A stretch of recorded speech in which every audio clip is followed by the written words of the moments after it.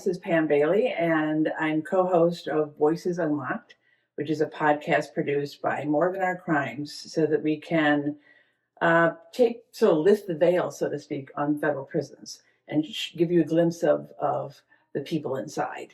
And today we're actually, and we have Rob Barton here is my co-host as usual, and we have a very special guest, Kobi Mowatt. Going to get to him in a second. But the focus today is on some of the talents that we find in prison. There's a huge wealth of them. And a lot of the talents is many different kinds of talents, but one of them is in the artistic field. Painting, drawing, crocheting, we're going to hear more about that. And not only the role that it plays in sort of how they can maintain their sanity while they're in prison, but also like as a form of resistance in a lot of respects. So, Rob, you were telling me a story about how you first met Kobi.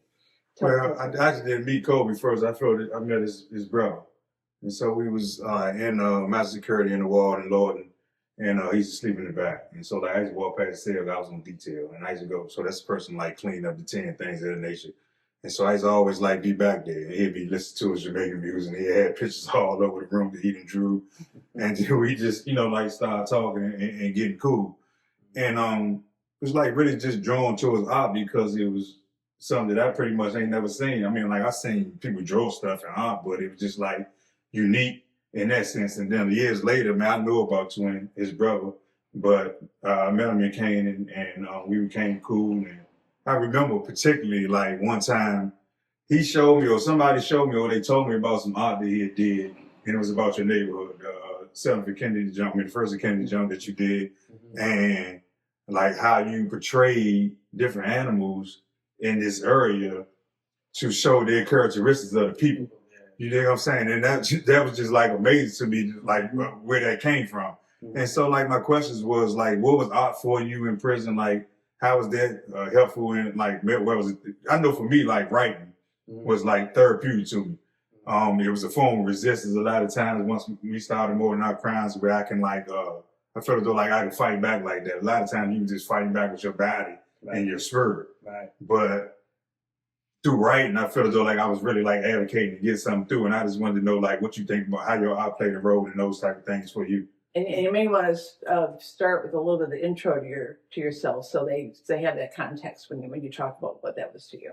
All right. So I ended up serving 29 years on the RICO case, and I went on a run. As soon as they put the warrant out for me, I took off, fled the country, and I went to Russia, and I went to Kenya, and I went to Tanzania. And then while I was living in Tanzania, they closed in on me, so I went to the bush. I lived out there with the animals. That's where your love of animals comes from, huh? Yeah. And that's where I got arrested. Is that why the animals figured in some of your paintings? Yeah. Yes. Because I lived amongst the wild animals, but even before that, I loved animals. Because even people in Africa don't really want to live in the bush amongst the wild animals. Yeah. You gotta really love animals to want to do that. Mm-hmm. Yeah. So I remember you used to be telling me about your monkey and how you used to take her with you and all those type of things, right? So most people is not even interested in those type of animals. They call them pests. Mm-hmm. So to me, they was beautiful creatures. Mm-hmm. But were you engaged in art before you went into prison? Yes, I always did drawing, and I always had pictures of cars on my bedroom walls. So, but as time went on, I got better and better through experience. So, what about what Rob asked about this? Basically, like, how did that help towards your fight back or your resistance to the oppression that we was on? It helped because it became like a diary. So, as I'm drawing what's happening in my mind, what's happening in society, what's happening on the news, and it kept me focused. And it zoned me out. I just disappeared from what's going on in the place. And sometimes it'd be 5-6 hours. I'm gone. I'm not even here. Mm-hmm. I'm just. By the time I come out of there, I'm like, oh, yeah. And I'm inside the painting. Yeah, like you're in the zone. So they got zones in sports and everything, and you just really go in the zone. So they say like the zone is where you just block out. You don't know time don't have no meaning no more. You just did, yeah, you just did, and you at your best, like you on what you on. Yeah. What did you mostly paint things based on? Was it how much of it was what you saw in prison versus what you heard about going on outside versus like fantasy? Like what was your inspiration? It was all of the above. Because sometimes I might just picture a scene and it come to my mind and say, you know what? Or I might design a car. Say, all right, I'm gonna draw this car. And then as I'm drawing this car, I say, you know what? Let me put something in this background. It might be a basketball game. You know, so something might just come to my mind at the time.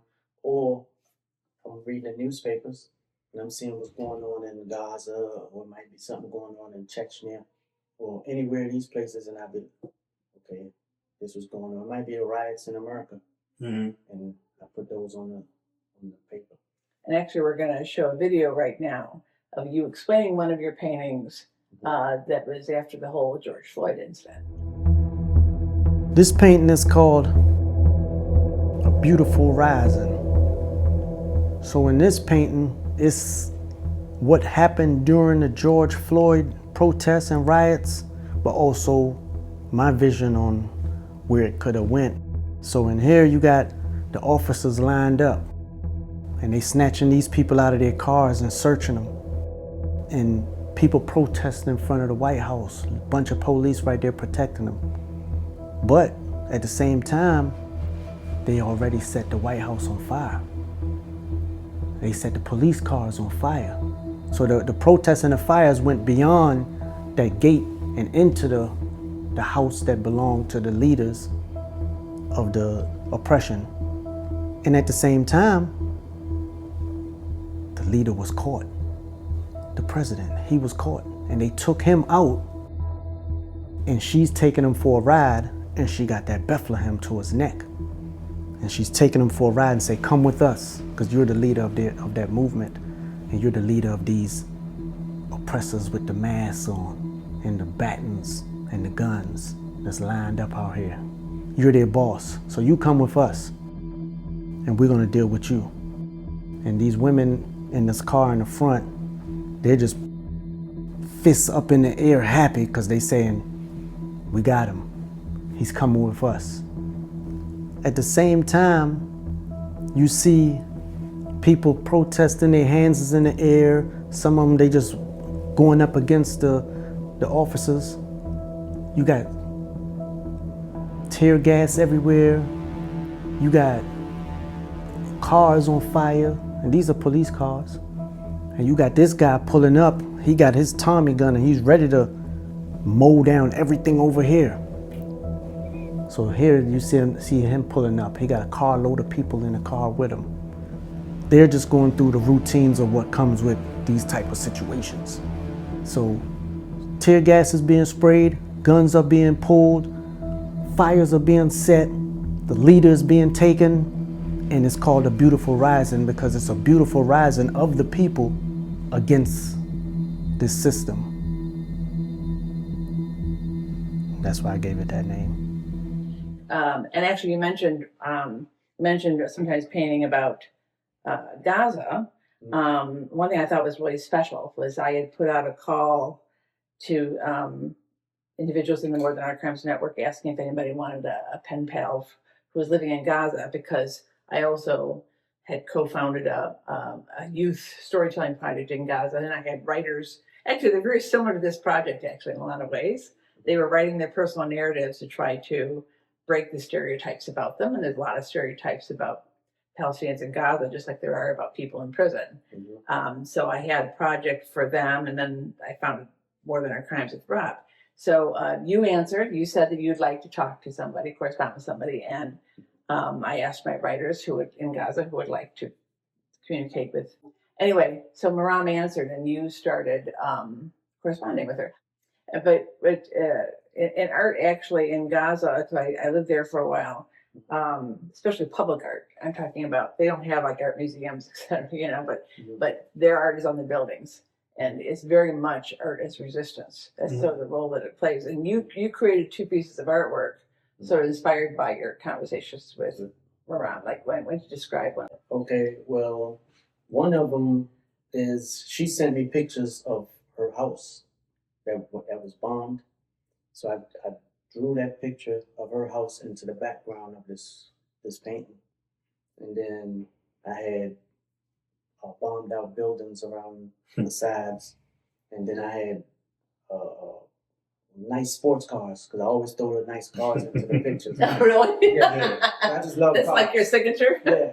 Okay, that I why. might do an hour just on one wheel. So I love the sports cars, so I threw the sports cars in there, and then the women are driving the cars, and then you see some of the fighters in the back seat.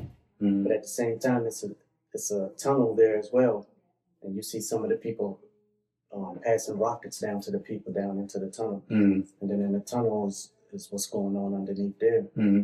So that was one of them, and I did a couple of them dealing with that struggle. One of them was just protests. You had one woman with tattoos over her body of everything that was going on, and then another one was where I connected Gaza all the way to Pyongyang. Mm-hmm. You know what I mean? So you went through the tunnels in Gaza. You went under the Persian Gulf. Mm-hmm. You went. It's tunnels to go everywhere. Mm-hmm. You could go into Yemen. You could Oh, go into interesting. Kabul. You could go Showing, to Kingston. was that showing the interconnectedness of, Yeah. Yeah. That's Yeah. right. Yeah. which I think is really, really important, Mm-hmm. that we all sort of see and realize that more, that it's all interconnected. I mean, it's really, the oppression is what sort of brings them all together. How did you get materials? I mean, you did mostly acrylic, No, pastel. pastel. Mhm. All of it was. Yeah, all pastel. Why did you choose pastel as your medium? Well, because acrylic and oil, they don't let you do it in your cell. Mm-hmm. You have to go down to the hobby craft room. So you could only get there at certain times. And then half the time we're gonna be locked down, so you ain't gonna be able to get Yeah. there. So I wanted something that I could do when I feel like doing it. I could do it in my cell. I could do it during lockdowns. So, and I like the brightness of the colors, and you don't have to wait for it to dry. You can blend colors. And could you get a full variety of colors, or are you Yeah, you can limited? buy the set. Certain prisons allow it. Certain ones don't. So when I was in Colorado, a guy introduced me to pastel because I used to just use color pencils. And when I first used it, I was like, "Oh man, this is." And I bought a set. Then I met another guy. He was like, "That set you're using is the cheap ones. If you use a better quality, your work will look better." So I bought that set, and it looked better. Then I met another guy, and he was like, "The paper you're using is cheap.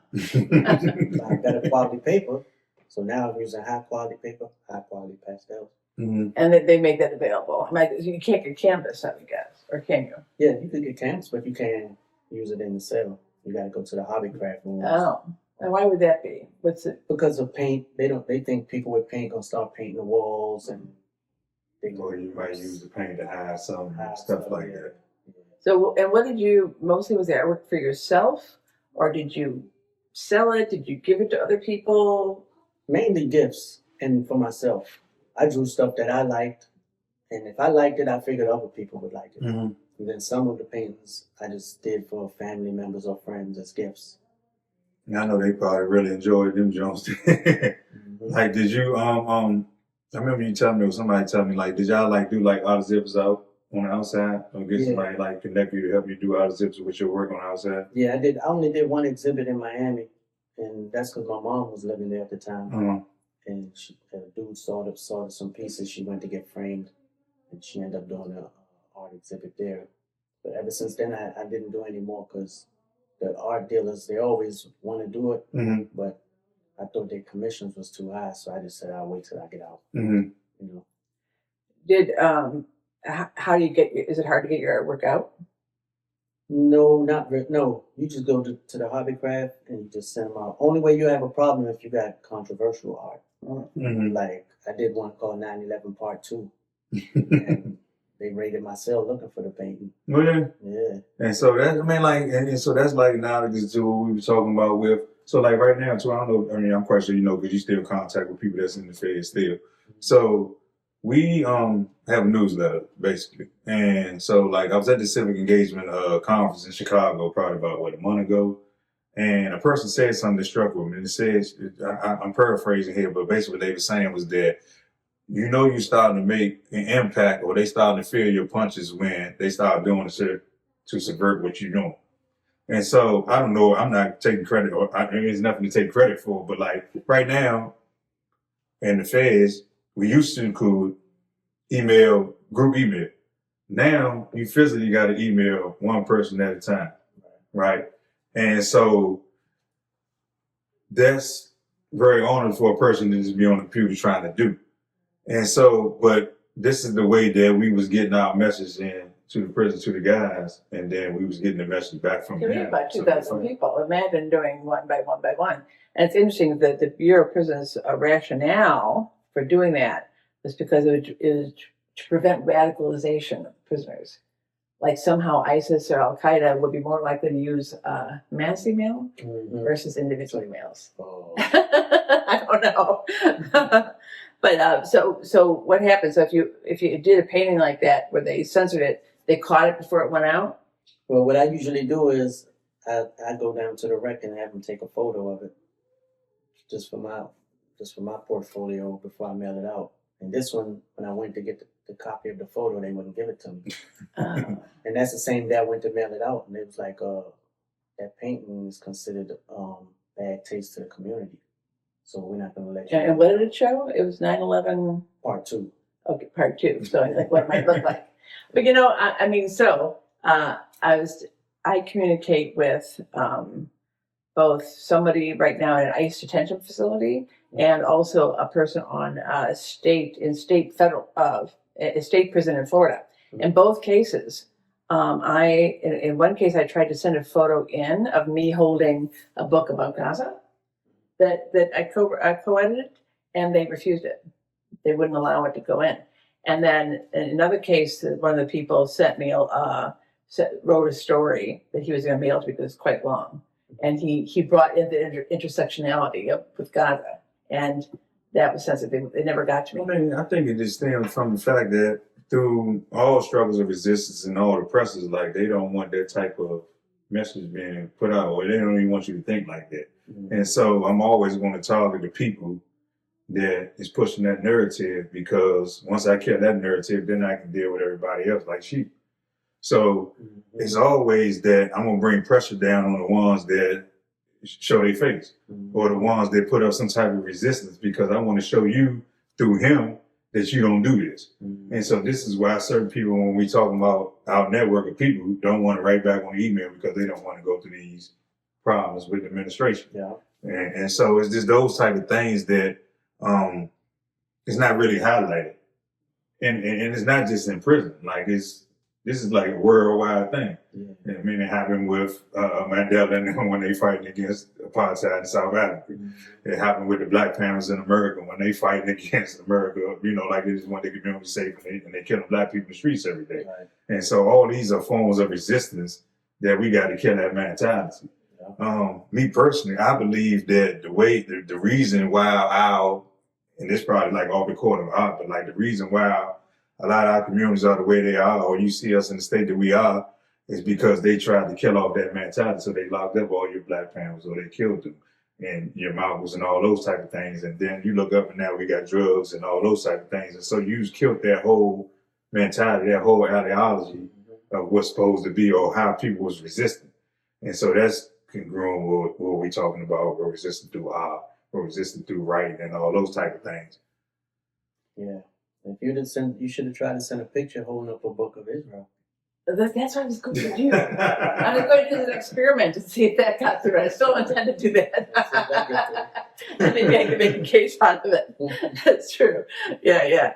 Well, so what's your plan to now you're in a halfway house? Yes. And you're continuing. Do you get the same access to materials there? Do you have more access? You better. No, they don't let you do artwork in the halfway house. You for real? Yeah. Why not? So you mean to tell me you had more access to your artwork in prison than you did in the halfway? Although they're both Bureau of Prisons controlled. And my case manager even said something about it. He was like, "Man, I wish you could do it in here," because he saw the exhibit I got coming up. And showed it to him. And sometimes I put passes in to go to art galleries.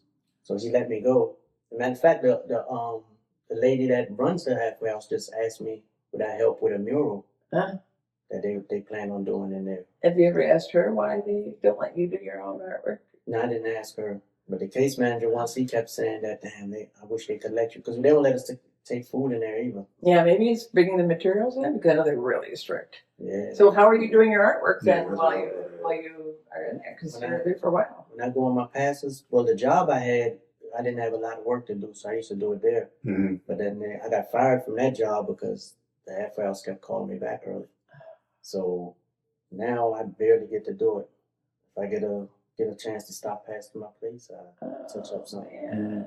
Yeah, that's great. And you're there till April, right? Yeah, unless I take the home confinement. Wow. Yeah, we were just talking about that. But it's just like, so like we all, both of us did a lot of time in prison, and we always talk about like, man, I don't care what type of restrictions they got, and that's what I'm kind of like coming out like whatever restrictions they got, We can handle I'm gonna handle it because I know what the other side looks it. like. Yeah, we can maneuver. Yeah, like I just deal with it and go, yeah, it's harsh and all those type of This things. is another year or whatever. I just did 29. Yeah. Well, what do you plan to do what do you see for yourself in terms of using your art when you're out of the halfway house? Well, I hope I could start pushing it around the world. You know what I mean? Selling art and having shows and producing art. Yeah. How can we better support the artists in prison, do you think? Like, what would encourage that and support people who have talent? They probably have a way to people that's gonna buy their art. Is there any place that that you know of that I think it would probably be better if we just set up our own form where we just use prison art. I mean, is there anything like that now that you know of where prisoners inside can like display? Yeah, they got places that even in Lewisburg they used to do art shows like once every 3 months where it's just guys in a prison. Art is down in the basement. Mm-hmm. People from the street coming. What about online? Online, Is there anything that specializes in? they got a few things that people use, but once they label it prison art, it take away the It value. diminishes the value. So a lot of guys, that's why I never messed with none of those platforms. Mhm. I didn't want my art to be labeled prison art. Mm-hmm. I just wanted it to be art Because it is. by a prisoner, Yeah. but it's not prison art. Mm-hmm. You know, I see. That's interesting. I hadn't thought about that. So you mean people are willing to pay less for it because they figure? yeah, devalue it once they label it prison art. Mm-hmm. So a lot of platforms you have that say, send your art to us. Mhm. We sell prison art. Mm-hmm. I'd be like, no, I'm cool. Because the whole demographic of people that man hate prisons or don't like prisons or don't or maybe not so much they hate prisons. I don't come in contact with prisons. It's not on my radar. This whole issue Yeah. about criminal justice is not even on my radar. Yeah. And so the only thing I see is the negative side from it. Yeah. So it automatically in my mind diminishes the value of it and the people that's doing it. But I can see, on the other hand, I was thinking at first that there's a whole group of people who, like, sometimes there's art just for art's sake, but then to me, I found with myself, if you know the story of the artist, it makes it more valuable. Yeah. But I wonder, even with those people, they'd say, well, but I shouldn't have to pay so much for it because you're still in prison, like, Mhm. you know. Now, if it's an individual and then they say this is his art and he's in prison, but the art speaks for itself 1st Mm-hmm. that's something. Okay, that's interesting. But if you're pushing prison 1st, Mm-hmm. then Yeah. it's like, Well, you know, in a way, it's a little bit similar to Gaza. I mean, because I found the same thing with like writing from Gaza. There's people who will say, "Oh, well, it came from a Gazan, you know, so therefore we'll feel sorry for them, but will they pay money for it? No." Yeah. Yeah. So maybe what you're saying is maybe more opportunities for them to display their artwork in a setting that isn't like just okay. That doesn't dehumanize or devalue their yeah. work. They could say it's art by such and such, art by such and such. And then if you want to And then later the person buy on it, write art, then I can tell you the Say, "Who's story. this guy?" But, you know, the challenge with that is I was actually thinking through options like that, and I know then you'd have the tough job of saying no to some people, because I know some people who do art and want to make a living doing art in prison who are not anywhere close as good as you are. You know, and then you have the tough job of saying to some people, like, you're not good enough to. Right. We have to have like a jury of people who have like. But it's all art, no matter how good it is. It's Yeah, still that's art. true. Remember, Whether it's sale to sell or whatever happened to it happened to it. You just put it out. You That's just true. you just That's committed true. to Yeah, put it you're out. right. You're right. Who am I mean, there's that whole discussion. I used to be married to a sculptor, Mhm. and we used to have that debate all the time. What is art? right? I mean, because we actually had gone to an art show, and I found somebody, it looked like somebody had broken wood over their knee. I was putting in a garbage can. Shit, that was art. Remember the guy duct taped the banana to the wall? Yeah. Sold it for $6 million. So what do you think about that? Is that still art? It's not. It's over $6 million. It got to be out. Somebody sold it out. Somebody sold it out. Yeah, or like, yeah. So I know there's that whole little debate about. Yeah. If I guess it is beauty or art is in the eye of the beholder. I suppose. Yes, exactly. Yeah. And the eye of the person that's creating it. Yeah. Well, so in the next episode, we're going to take a look at some other things that people may not see as art. Like I know of, actually I'm going to be showing it in the episode. I had somebody crochet me this beautiful Afghan with my name in it. And that's, people often think of that as craft, and craft is an art. But to him, it is. And then I have somebody else, I don't know, you didn't mention this, but I have somebody else who does these beautifully illustrated envelopes, and then he sells that. You know, I mean, so if somebody else is sending mail out, we'll do the drawings. You know, Some places don't allow that. Mm-hmm. Oh, really? Yeah, I mean, probably a whole lot of places Yeah. now, because this is where the prison is at right now, as far as the envelopes in the mail. What other kinds of art have you seen in prison that you thought was like? Because you remember that some that was, I think tattoo art is actually also. No, that's definitely out now. I mean, I'll answer one, like the stuff when people making, I've seen people making, what is it, frames out of potato chip bags and stuff like that. Or, Bags, yeah, ceramics. They yeah. got some of the places you can sculpt out with clay. Mm-hmm. They got leather shops, some of the places. And every prison is different. Then a lot of them, mainly all of them are doing oil and acrylic. I think they cut oil out in most of them now, but it's acrylics. And what would you both of you say about?